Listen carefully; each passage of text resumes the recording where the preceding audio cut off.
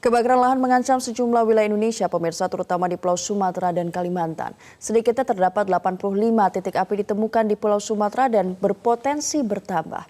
Lantas bagaimana upaya Kementerian Lingkungan Hidup dan Kehutanan untuk menanggulanginya? Telah hadir di studio kami pada pagi hari ini Direktur Pengendalian Kebakaran Hutan dan Lahan KLHK, Bapak Raffles Protestes Panjaitan. Selamat pagi Pak Raffles. Pagi. Kabarnya tadi malam baru mendarat dari Riau ya?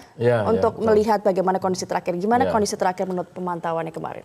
Ya, kalau secara akurat ya, kita kemarin kan mendarat di Riau. Kondisi di bandara tidak ada hambatan ya, masih cerah. Cuma memang beberapa kabupaten seperti di daerah Meranti ya, dan Pelalawan ada kebakaran spot-spot dari pesawat kita lihat, karena pada saat itu bersama dengan Kepala BNPB dengan Gubernur Riau juga. Nah, cuman kalau dilihat secara total kita memantau seluruh Indonesia ya. Kalau hari per hari, tiap jam itu, pagi, siang, dan sore kita pantau, khususnya yang bandara dulu. Selama berapa minggu ini, semua bandara penerbangan masih normal, tidak ada. Hanya memang untuk di kabupaten-kabupaten tertentu, seperti di Kalimantan Tengah, di Pulang Pisau itu masih ada kebakaran spot kecil. Tapi sebenarnya regu Satgas yang sudah dibentuk gubernur itu, yang dibawa komando, gubernur sebenarnya sudah bekerja dengan cepat, mengantisipasi.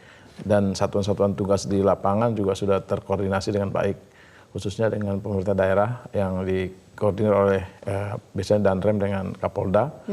Dan ini berjalan sesuai dengan program pemerintah, yaitu dengan mengutamakan pencegahan. Sebenarnya dari awal sebenarnya kita nih pemerintah sudah melakukan upaya pencegahan dengan mendeteksi. Jadi pertama deteksi dulu dilakukan ya? Deteksi ya. Deteksinya bisa melalui satelit, itu hotspot. Nah, kemudian setelah itu dilakukan patroli terpadu.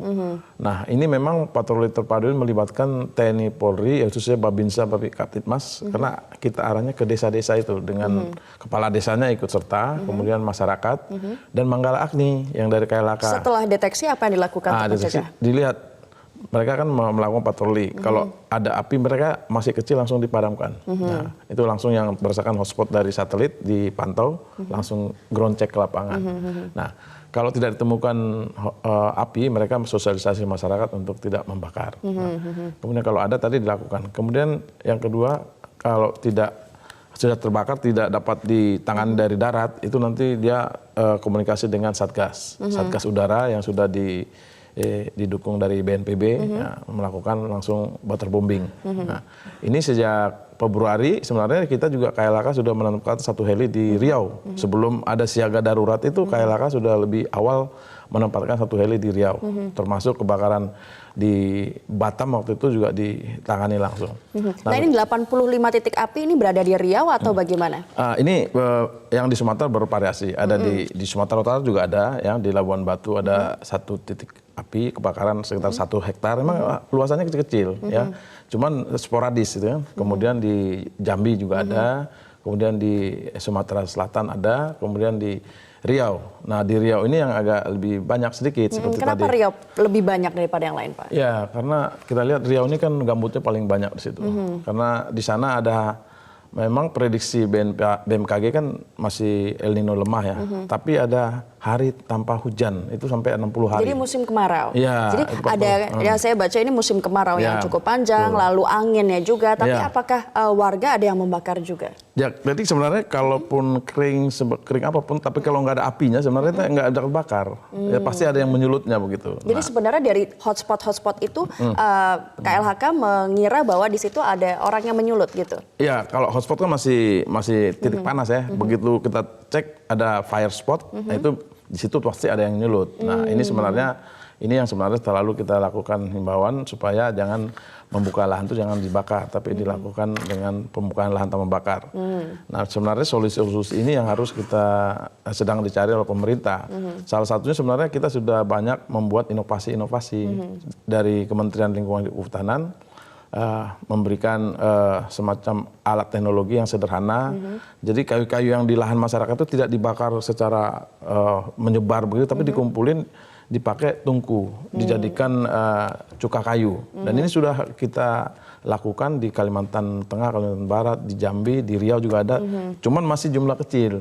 Nah, teknologinya sederhana sekali, dibuat dari drum, oleh pasukan-pasukan Manggalaagni yang memang lulusan-lulusannya dari STM, ada ahli dalam sehingga didapatkan cuka kayu. Cuka kayu itu digunakan bisa untuk sebagai fertilizer, jadi pupuk. Nah ini sudah di Pontianak, di Kuburaya itu sudah kita praktekkan, ada demplot-demplot. Nah sudah kita lakukan juga ke masyarakat di desa di Kuburaya itu, desa Rasau.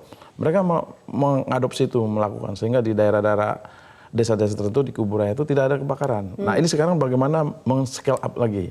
Nah teknologi ini memang bisa ditingkatkan oleh BPPT kan, buat lebih sederhana dan bisa dibeli ataupun barangkali diberikan kepada desa-desa yang memang membutuhkannya.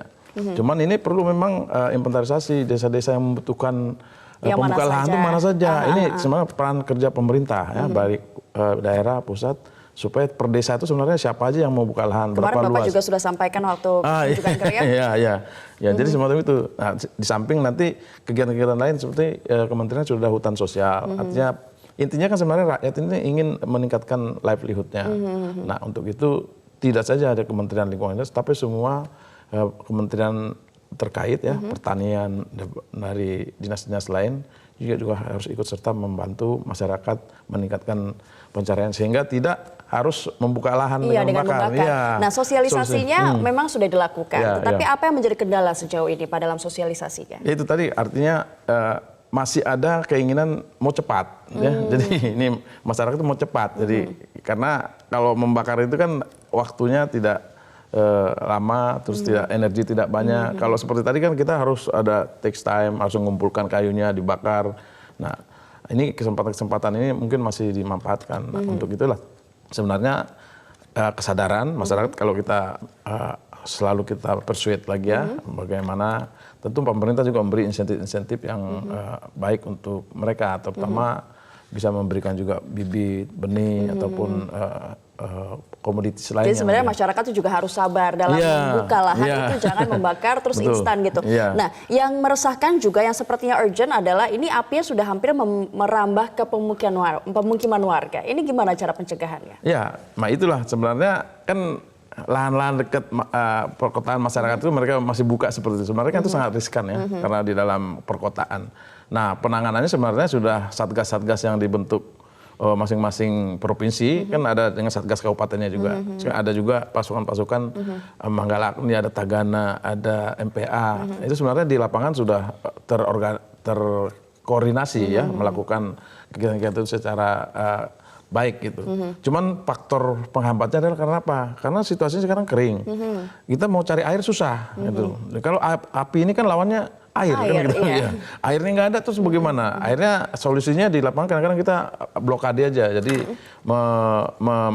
melokalisir yang kebakaran itu dengan membuat sekat-sekat bakar itu bisa dilakukan. Tapi tadi kita lihat di Riau itu ada yang hampir merambah ke pemukiman warga sampai 15 meter dari pemukiman warga. Nah ini kan kita tidak bisa biarkan, apalagi musim kemarau sampai Oktober kata BMKG. Ya kalau di kota sih bisa air kan mesti ada dari pemadam kebakaran kota, ada Manggalaagni di daerah-daerah kota juga ada yang beberapa kali Manggalaagni juga ikut memadamkan di dalam kota ya, karena ada kebakaran, jangan sampai masyarakat ataupun rumah masyarakat dari korban.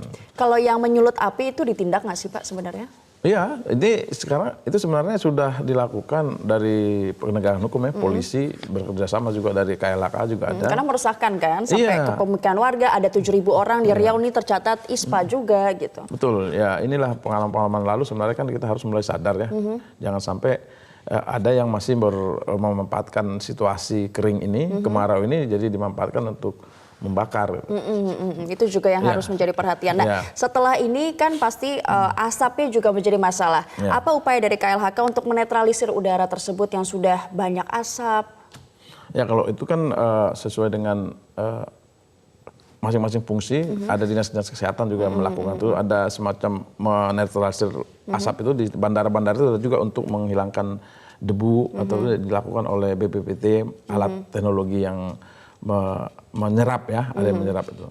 Tapi kalau LHK kan upaya-upaya pencegahannya sudah dilakukan dengan menetapkan untuk ISPU ya, untuk deteksi indeks pencemaran udaranya ditaruh di tiap-tiap kota untuk melihat sejauh mana sebenarnya pencemaran udaranya, Pak, ya. Oke, Pak Raffles, terima kasih atas informasinya, udah berbagi informasi. Semoga walaupun musim kemarau masih panjang, tetapi kita tidak pengen lihat berita-berita kebakaran hutan lagi ya, Pak, ya. Ya, Terima kasih, Pak Raffles. Ya, terima kasih.